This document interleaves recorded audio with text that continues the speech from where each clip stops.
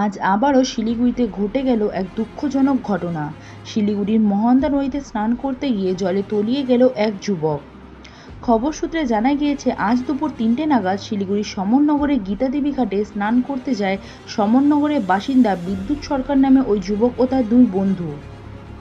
নদীতে স্নান করতে গিয়ে নদী সাঁতরে পার হওয়ার সময় হঠাৎই নদীর জলে তলিয়ে যায় বিদ্যুৎ সরকার নামে ওই যুবকটি। তারপর তার বন্ধুরা অনেক খোঁজার পর যখন সেই যুবকটিকে পায়নি, তখন ঘটনার খবর ছড়াতেই চাঞ্চল্য সৃষ্টি হয় এলাকায়। ঘটনার খবর পেয়ে ভেঙে পড়ে গোটা পরিবার। এরপর খবর দেওয়া হয় স্থানীয় প্রশাসন ও পুলিশকে। তারপর সেখানে পৌঁছে ঘটনার তদন্ত শুরু করে পুলিশ।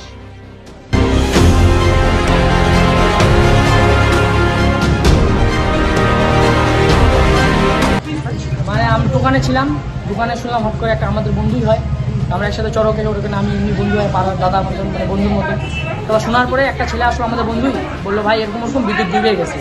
তখন দোকানে বাবাকে বসায় নিয়ে গেলাম, দোকানে নদীতে নামে দেখি নাই, সবাই ওখানে দেখলাম ভিড়। পরে ওর গাড়িটা ছিল, ওর গাড়িটা নিলাম, গাড়িতে দেখলাম দুজনের মোবাইল ছিল, ওর দুটা বন্ধু ওরাও নামছে, ওরা দুটা বন্ধুর মোবাইল হাতে দিয়ে ওদের অন্য কারো বন্ধুর হাতে দিয়ে তারপর ওর গাড়িটা নিয়ে আমরা গেলাম বাগালি দিন ওখানে ব্রিজের নিচে, দেখলাম পুরো ভিড়। তারপর এদিক ওদিক করেও দাদা আসলো, তো দাদা তো পুরো হাত পা ছাড়িয়েছে, বাড়িতে আনলাম। ওই এতটুকু খোঁজ এখনও পাওয়া যায় নাই, সবাই খুঁজতেছে। ফুলবাড়ি ক্যালেন অব্দি গেছে, থানা পুলিশ। হ্যাঁ, স্নান করতে নামছিল তিন বন্ধু এই নদীতে। আমাদের এখানে মাঠ, ফুটবল খেলার মাঠ আছে, ওই মাঠে নামছিল। সাঁতার জানে কি না জানে দাদা ওটা তো বলতে পারবো। বয়স কত হবে নদীতে? 20-21 এরকম।